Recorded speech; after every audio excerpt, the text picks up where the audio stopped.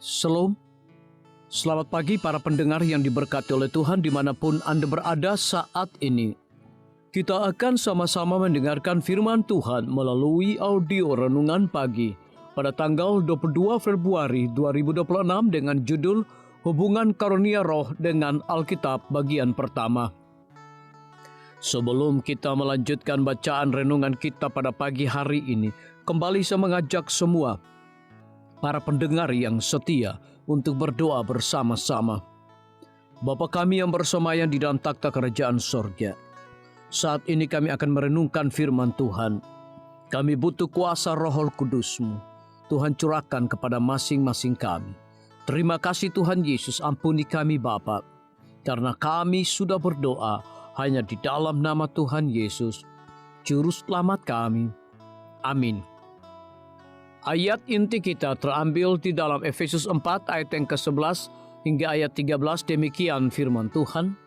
Dan ialah yang memberikan baik rasul-rasul maupun nabi-nabi, baik pemberita-pemberita Injil maupun gembala-gembala dan pengajar-pengajar, untuk memperlengkapi orang-orang kudus bagi pekerjaan pelayanan, bagi penggunaan tubuh Kristus, sampai kita semua telah mencapai kesatuan iman dan pengetahuan yang benar tentang Anak Allah. Mari kita ikuti penjelasannya.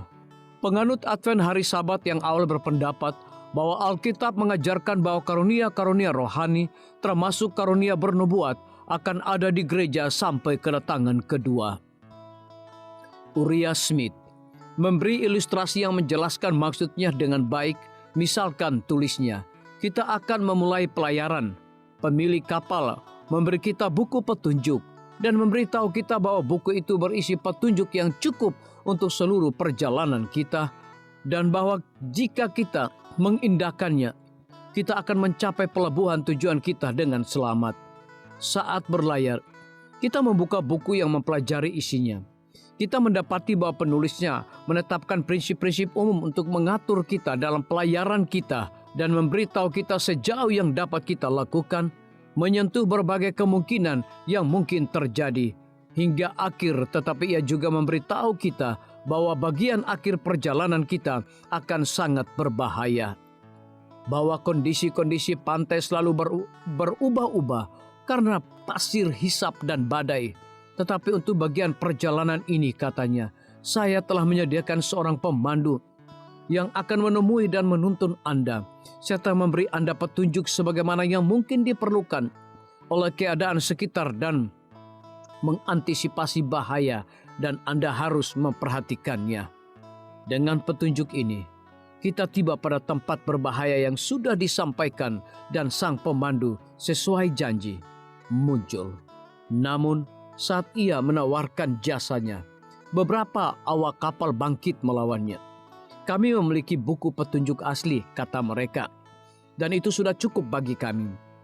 Kami berpegang pada petunjuk itu, dan itu saja. Kami tidak menginginkan apapun dari Anda.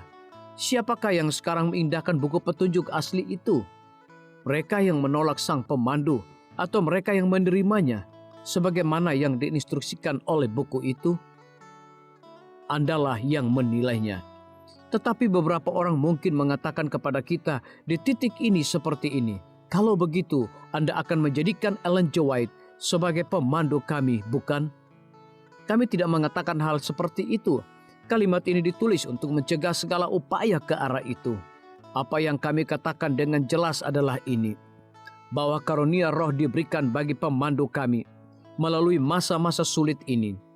Dan kapanpun atau pada siapapun kami menemukan manifestasi sejati dari hal ini, maka kami wajib menghormatinya, dan kami juga tidak dapat melakukan sebaliknya untuk menolak firman Tuhan yang mengarahkan kami untuk menerimanya. Biarlah bacaan renungan kita saat ini akan menjadi berkat bagi kita semua. Kembali saya mengajak semua para pendengar yang setia untuk berdoa bersama-sama. Bapa kami yang bersemayam di dalam takhta kerajaan sorga, terima kasih Tuhan Yesus, oleh karena firman-Mu pada pagi hari ini memberikan berkat dan kekuatan rohani bagi masing-masing kami. Pada saat ini hamba berdoa untuk pemerintah kami. Tuhan memberkati Bapak Presiden bersama dengan wakil, para menteri dan seluruh stafnya, Bapak Gubernur bersama dengan wakil, Bapak Bupati bersama dengan wakil, Bapak Wali Kota bersama dengan wakil, camat dan seluruh stafnya, kepala desa, lurah, RT, RW, dimanapun mereka berada saat ini. Kiranya Tuhan lindungi mereka, pelihara mereka, curahkan hikmat dan pengetahuan sorga kepada masing-masing mereka, agar mereka dapat menjalankan roda pemerintahan boleh sesuai dengan amanah dan titah daripada Tuhan sendiri. Pada pagi hari ini kami juga berdoa untuk para tim medis. Tuhan berkati dokter, perawat, bidan, farmasi, nutrisionis.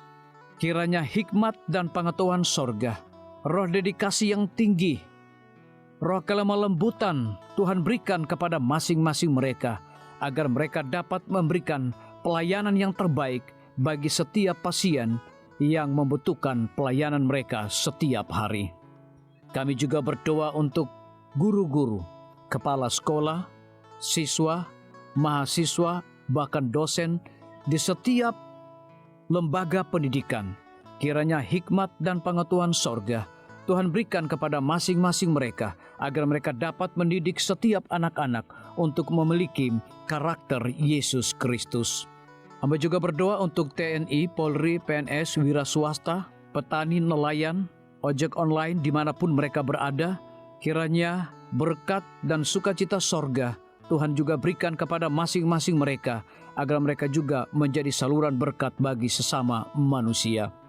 Para pendengar yang setia yang berulang tahun saat ini dimanapun mereka berada, biarlah dengan bertambahnya usia, mereka semakin hidup bersyukur dan berterima kasih kepada Tuhan setiap saat. Yang berada di dalam kebimbangan, ketidakpastian hidup, Tuhan berikan iman yang teguh dan pengharapan, agar mereka tetap percaya akan janji Tuhan setiap hari. Terima kasih Tuhan Yesus, dengarlah segala doa dan permohonan kami Bapa, dan mau mengampuni segala dosa kami, karena kami sudah berdoa hanya di dalam nama Tuhan Yesus, Juru Selamat kami. Amin. Demikian firman Tuhan yang telah kita dengarkan. Semoga hari ini menjadi berkat bagi kita semua. Sampai jumpa, Tuhan memberkati.